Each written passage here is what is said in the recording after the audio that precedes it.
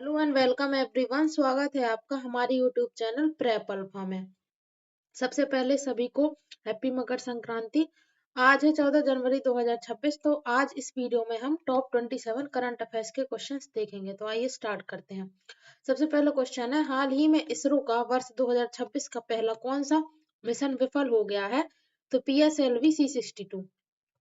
अब 12 जनवरी 2026 को भारतीय अंतरिक्ष अनुसंधान संगठन इसरो ने सतीश धवन अंतरिक्ष केंद्र श्रीहरिकोटा से PSLV C62 रॉकेट का प्रक्षेपण किया। यह इसरो का वर्ष 2026 का पहला मिशन था।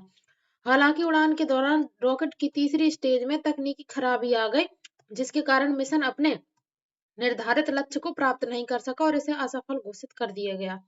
इस मिशन में कुल 16 उपग्रह शामिल थे और जिनमें से मुख्य उपग्रह था EOS-N1 अन्वेषा। तो लॉन्च व्हीकल क्या था? PSLV। और सतीश धवन अंतरिक्ष केंद्र श्रीहरिकोटा आंध्र प्रदेश से लॉन्च किया गया था और 2026 का पहला ये लॉन्च था और तीसरी स्टेज में इसमें तकनीकी खराबी पाई गई, जिसकी वजह से विफल हो गया। नेक्स्ट, PSLV C62 मिशन में शामिल मुख्य उपग्रह कौन सा था? तो अभी देखा हमने EOS-N1, जिसे अन्वेषा का नाम दिया गया, एक उन्नत hyper spectral earth observation satellite था। इसका उपयोग पृथ्वी की सतह की विस्तृत इमेजिंग, खनिज संसाधन पहचान, कृषि निगरानी, पर्यावरण अध्ययन और रक्षा उद्देश्यों के लिए किया जाना था। यह सैटेलाइट DRDO द्वारा विकसित किया गया था। EOS का मतलब है अर्थ ऑब्जर्वेशन सैटेलाइट। सैटेलाइट का प्रकार कौन सा है? तो हाइपर स्पेक्ट्रल, DRDO ने विकसित किया था। नेक्स्ट क्वेश्चन है, हाल ही में किस यूरोपीय देश ने भारतीय पासपोर्ट धारकों को वीजा फ्री ट्रांजिट की सुविधा देने की घोषणा की है? तो जर्मनी ने। अब जर्मनी के बारे में, तो इसकी राजधानी है बर्लिन, मुद्रा है इसकी यूरो और वर्तमान में राष्ट्रपति है फ्रैंक वॉल्टर स्टीनमेयर और चांसलर है यहाँ के वर्तमान में फ्रेडरिक मेर्ज और संसद का नाम है बुंडेस्टाग। अब जो ये वर्तमान में जर्मनी के चांसलर फ्रेडरिक मेर्ज है, वो अभी 12-13 जनवरी को भारत आए थे और अहमदाबाद में PM मोदी के साथ अंतरराष्ट्रीय पतंग महोत्सव 2026 में भी इन्होंने हिस्सा लिया था। नेक्स्ट क्वेश्चन है, खेलो इंडिया बीच गेम्स 2026 की पदक तालिका में कौन सा राज्य शीर्ष पर रहा? तो कर्नाटक। अभी जो खेलो इंडिया बीच गेम 2026 का दूसरा संस्करण, जो कि 5 से लेकर 10 जनवरी के बीच में दीव के गोगला बीच पर आयोजित किया गया था, उसी में कर्नाटक शीर्ष पर रहा है। इस प्रतियोगिता में कर्नाटक ने कुल 11 पदक जीते हैं और फर्स्ट नंबर पे रहा है। तमिलनाडु दूसरे नंबर पे रहा है और मणिपुर तीसरे नंबर पे रहा है। गोगला बीच दीव में यह आयोजित हुआ था, दूसरा संस्करण था। और अभी कुछ दिनों पहले यही क्वेश्चन पढ़ा था, तो उसकी एक्सप्लेनेशन में था कि पहला जो संस्करण था वो भी गोगला बीच दीव में ही आयोजित किया गया था। इस बार का शुभंकर था परली यानी कि डॉल्फिन। नेक्स्ट क्वेश्चन नंबर 5 है, भारतीय नौसेना का नया नौसैनिक हवाई अड्डा हल्दिया कहाँ शुरू किया गया है? तो पश्चिम बंगाल में। भारतीय नौसेना ने बंगाल की खाड़ी क्षेत्र में समुद्री निगरानी और रणनीतिक क्षमता को मजबूत करने के लिए पश्चिम बंगाल के हल्दिया में एक नया नौसैनिक हवाई अड्डा स्थापित करने की घोषणा की है। ये राष्ट्रीय जलमार्ग 1 का प्रारंभिक बिंदु है। NW1 हल्दिया से प्रयागराज के लिए और नौसेना प्रमुख DK त्रिपाठी है। नौसेना दिवस 4 दिसंबर को मनाया जाता है। नेक्स्ट क्वेश्चन है, महिलाओं को सुरक्षा व मानकीकरण के प्रति सशक्त बनाने के लिए शाइन पहल किसने शुरू की? तो भारतीय मानक ब्यूरो BIS ने। BIS के 79वें स्थापना दिवस के अवसर पर केंद्रीय मंत्री प्रहलाद जोशी ने शाइन पहल की शुरुआत की। इस पहल का उद्देश्य महिलाओं को मानकीकरण, गुणवत्ता और सुरक्षा से जुड़े क्षेत्रों में जागरूक और सशक्त बनाना है। शाइन की फुल फॉर्म क्या है? तो standard help from inform nurture and empower women. BIS का मुख्यालय नई दिल्ली में है। इसकी स्थापना हुई थी 1947 में। क्वेश्चन नंबर 7 है, भारत ने पहली बार किस क्षेत्रीय राजनीतिक समूह की बैठक में भाग लिया? तो वाइमर ट्रायंगल की। भारत ने पहली बार वाइमर ट्रायंगल समूह की बैठक में भाग लिया। इस समूह में फ्रांस, जर्मनी और पोलैंड शामिल है। भारत की ओर से विदेश मंत्री S जयशंकर ने बैठक में प्रतिनिधित्व किया। इसकी स्थापना हुई थी 1991 में और स्थापना स्थल था वाइमर, जो कि जर्मनी में है और इसके सदस्य देश है फ्रांस, जर्मनी, पोलैंड।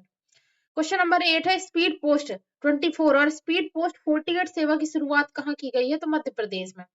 केंद्रीय मंत्री ज्योतिरादित्य सिंधिया ने मध्य प्रदेश के शिवपुरी से स्पीड पोस्ट 24 और स्पीड पोस्ट 48 सेवाओं की शुरुआत की है। इन सेवाओं का उद्देश्य डाक वितरण को तेज, समयबद्ध और विश्वसनीय बनाना है। भारतीय डाक की स्थापना कब हुई थी? तो 1854 में, और इसका मुख्यालय है नई दिल्ली में। क्वेश्चन नंबर 9 है, इंटरसेक 2026 सुरक्षा प्रदर्शनी कहाँ आयोजित हो रही है? तो दुबई, यूएई में। इंटरसेक दुनिया की सबसे बड़ी सुरक्षा, अग्निशमन और बचाव तकनीक से जुड़ी प्रदर्शनी है, जिसका आयोजन 2026 में दुबई में किया जा रहा है। प्रदर्शनी क्षेत्र सुरक्षा और बचाव, और यूएई की राजधानी है अबू धाबी। क्वेश्चन नंबर 10 है, अमेरिकी सेना ने ऑपरेशन हॉक आई स्ट्राइक कहाँ चलाया? तो सीरिया में। अमेरिकी सेना ने सीरिया में आईएसआईएस के ठिकानों के खिलाफ ऑपरेशन हॉक आई स्ट्राइक चलाया है। यह अभियान ऑपरेशन इनहैरेंट रिजॉल्व का हिस्सा माना जाता है। इसका लक्ष्य आईएसआईएस और क्षेत्र है मध्य पूर्व। क्वेश्चन नंबर 11 है, 1980 मॉस्को ओलंपिक स्वर्ण विजेता किस भारतीय हॉकी खिलाड़ी का निधन हुआ है? तो देवेंद्र सिंह गर्जा का।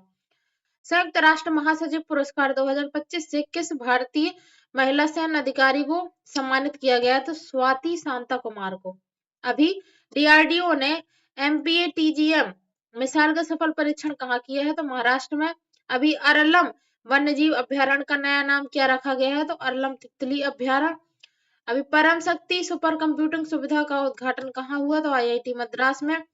उत्तर प्रदेश क्षेत्रीय एआई इम्पैक्ट सम्मेलन 2026 कहाँ आयोजित हुआ?